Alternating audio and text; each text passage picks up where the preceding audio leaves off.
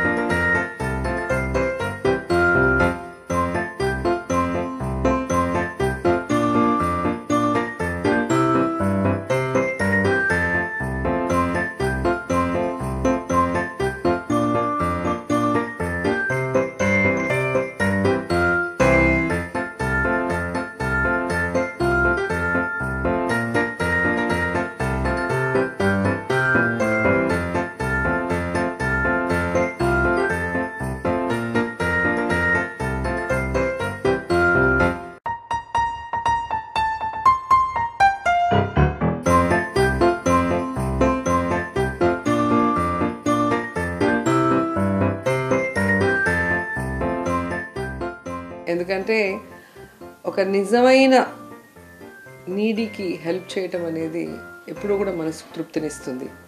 ప్రతి సంవత్సరం జగనన్న పుట్టినరోజు నాకు చాలా స్పెషల్.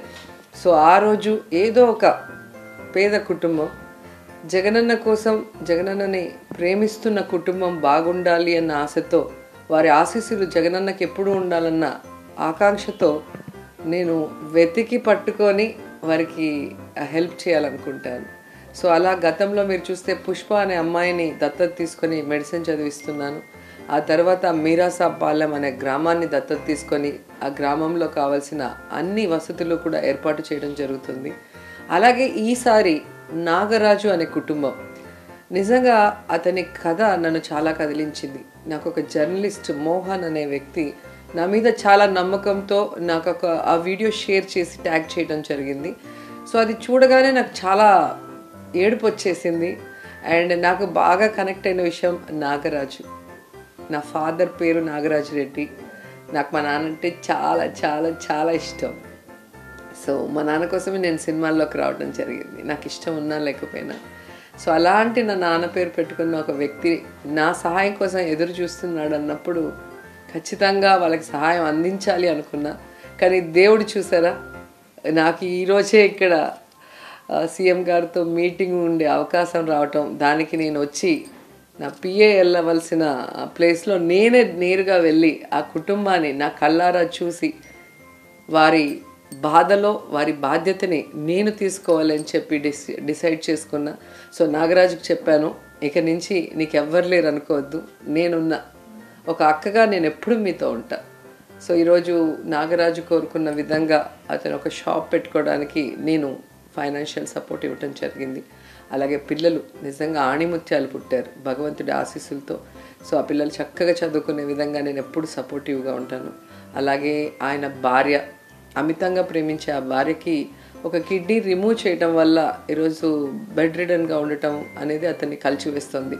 సో ఖచ్చితంగా ఏమాత్రం అవకాశం ఉన్నా తన ఆరోగ్యం మెరుగుపరిచి మళ్ళీ ఆ కుటుంబం మొత్తం హ్యాపీగా ఉండేలాగా నేను కృషి చేస్తాను.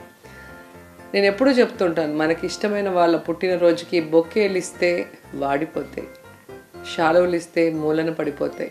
కానీ ఎవరికైనా భవిష్యత్తు ఇస్తే అది జీవితాంతం అలా పెరుగుతూ ఉంటుంది, ఒక చెట్టు పెరిగినట్టుగా.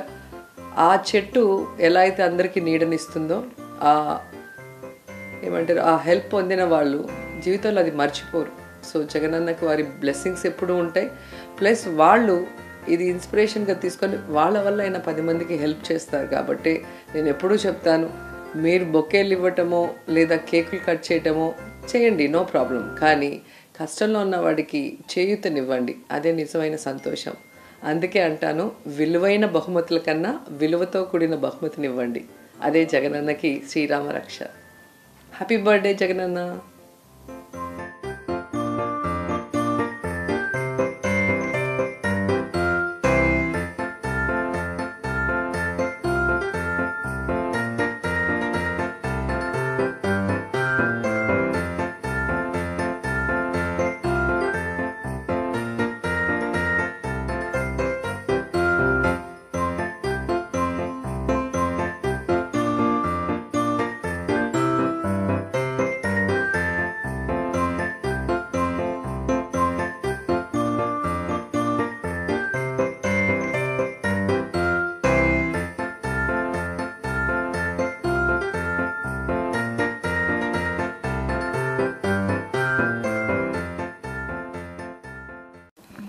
యాక్చువల్గా నాకు జనరల్గా good morning, good evening, good night videos ఎక్కువగా ఉంటాయి.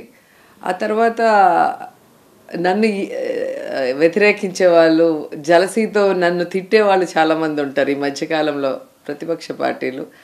సో వాళ్ళ వీడియోస్ అవన్నీ చూడటం జరుగుతుంది. సో వాటి మధ్యలో అప్పుడప్పుడు రేర్గా ఇలాంటివి వస్తూ ఉంటాయి. గతంలో కూడా చిన్న చిన్న పిల్లలకి లివర్ ఆపరేషన్స్ ఇలాగే చేయించడం జరిగింది.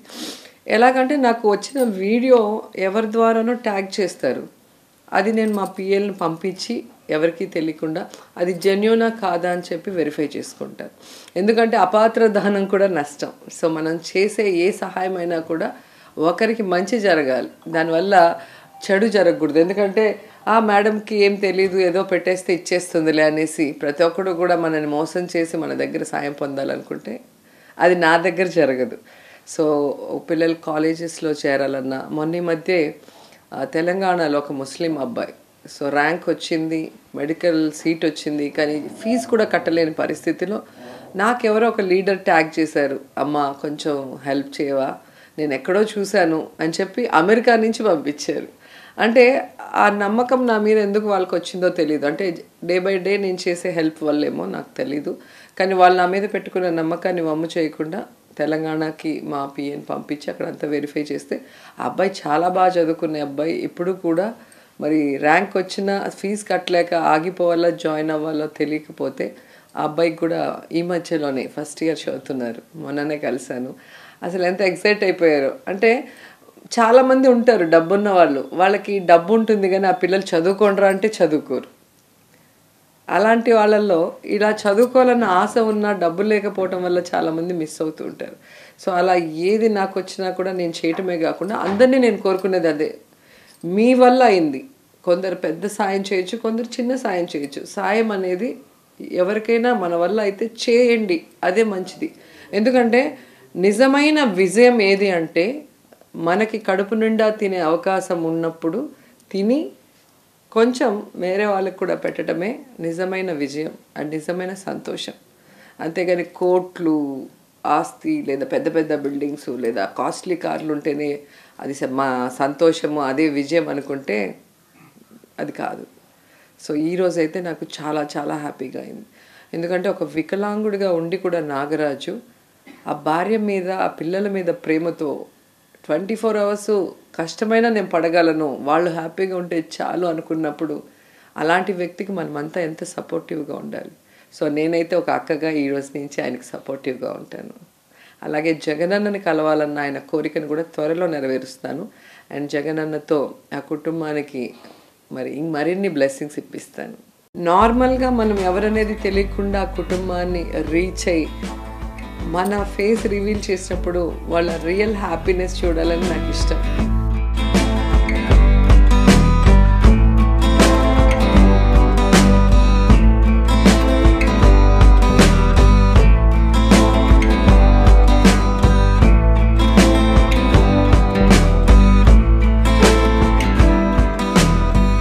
ఎందుకంటే అది ఎన్ని కోట్లు పెట్టి కొనలేం, ఎన్ని కోట్లు పెట్టినా కొనలేం ఆ సంతోషాన్ని.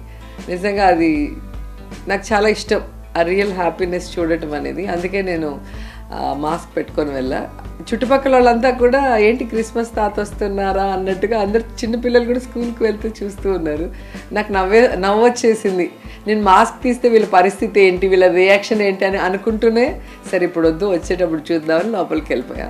అసలు నాగరాజే నేను మాస్క్ రిమూవ్ చేయగానే పాప కళ్ళ నిండా నీళ్ళు పెట్టేసుకొని హ్యాపీనెస్తో నా కళ నెరవేరింది, మిమ్మల్ని కలవాలనుకున్నాను, దేవుడు ఇలా పంపించాడు అన్నప్పుడు నిజంగా మాటల్లో ఏం చెప్పాలో అర్థం కావట్లేదు నాకు. అలాగే రివర్స్లో వచ్చేటప్పుడు నేను అక్కడ ఇడ్లీలు వేసే పెద్ద ఆవిడ లేచి అయ్యో మీరమ్మ నాకు తెలీదు అని చెప్పి ఆవిడ చాలా గౌరవంగా నమస్కారం పెట్టడము. తర్వాత ఒక ఆవిడైతే పెద్ద ఆవిడ ఫుల్ పడి నవ్వుతుంది, మీరేనా నేను ఎవరో అనుకున్నాను. అంటే వాళ్ళు ఎప్పుడు టీవీలో పేపర్లో చూసేవాళ్ళు స్ట్రైట్గా వాళ్ళకి కనిపించినప్పుడు వాళ్ళు అభిమానించే వ్యక్తిని దగ్గరగా చూడటం అనేది ప్రజలు చాలా హ్యాపీగా ఫీల్ అవుతారు.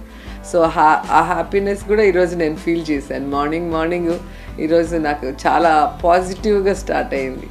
సో ఈ బర్త్డే జగనన్న కోసం ఈ చిన్న బహుమతి. Happy birthday Jagananna. మారుతున్న కాలానుగుణంగా మనిషి తన వేగాన్ని పెంచుతూ ఎప్పటికప్పుడు తనని తాను అప్డేట్ చేసుకుంటూ బిజీగా జీవనం సాగిస్తున్నాడు. ఇది విజయవాడ నగరం. ఇక్కడ ఎవరి బతుకు పోరాటం వారిది, ఎవరి పరుగులు వారివి. ఇక్కడ మీరు చూస్తున్న ఇతని పేరు నాగరాజు. ఇతనిది విజయవాడ వాంబే కాలనీ. పుట్టుకతో అంగవైకల్యం ఉన్నప్పటికీ ఏ రోజు జీవితంలో రాజీ పడలేదు. ఇతనికి భార్య, 2 పిల్లలున్నారు. భర్త శ్రమకి భార్య కూడా 4 ఇళ్లల్లో పనిచేసి 2 ఆడపిల్లల కోసం 4 కాసులు పోగు చేసుకున్నారు. తమ పిల్లలకి మంచి చదువునిచ్చి ఏ లోటు లేకుండా చూసుకోవాలని భావించారు. వీరి జీవితంలో విధి ఆట మొదలయ్యింది. భార్యకి తీవ్ర అనారోగ్యం సోకి ప్రాణం మీదకొచ్చింది. దీంతో వైద్యులు ఆమెకు 1 కిడ్నీ తొలగించడంతో ప్రస్తుతం మంచానికే పరిమితమయ్యింది. ఆమె వైద్యానికి దాచుకున్న సొమ్ము మొత్తం ఖర్చు పెట్టేశారు. ఇక నాగరాజుకు కూడా ఆరోగ్య సమస్యలు మొదలయ్యాయి. ఇలా వీరి జీవితం నలుగుతోంది. 2 ఆడపిల్లలను కంటికి రెప్పలా చూసుకుంటున్న నాగరాజుకి తన వికలాంగ పెన్షన్తో ఇల్లు గడుస్తోంది. నాకు 2 ఆడపిల్లలు. నాకు నా భార్యకు ఆరోగ్యపరంగా చాలా ఇబ్బందిగా ఉంది. మా ఇద్దరిలో ఎవరో ఎప్పుడు ఎలా పోతామో మాకే తెలియదు. అలాంటి పరిస్థితుల్లో మా పిల్లలకి భవిష్యత్తు అనేది మీ ద్వారా కల్పించవలసిందిగా కోరుతూ రోజా మేడం గారికి తెలియపరిచి మాకు సాయం అందించవలసిందిగా కోరుతున్నాను. తమ సమస్య ఇది, తాము పలానా కష్టంలో ఉన్నాం అని తెలిస్తే తన వంతు సాయం అందించే మంత్రి రోజా గురించి వార్తల్లో చూస్తుంటాం. తనని సాయం కోరి వచ్చిన వారికి అండగా నిలిచిన కథనాలు ఎన్నో. అలా తనని కూడా ఆదుకోవాలని, తన గురించి రోజా గారికి తెలిస్తే తప్పక ఆదుకుంటారని నాగరాజు నమ్మకం. నాగరాజు కథ మంత్రి రోజా గారికి చేరుతుందా? చేరితే తాను ఎప్పటిలా స్పందిస్తారా? ఇదే ఇప్పుడు ఆసక్తిగా మారిన అంశం.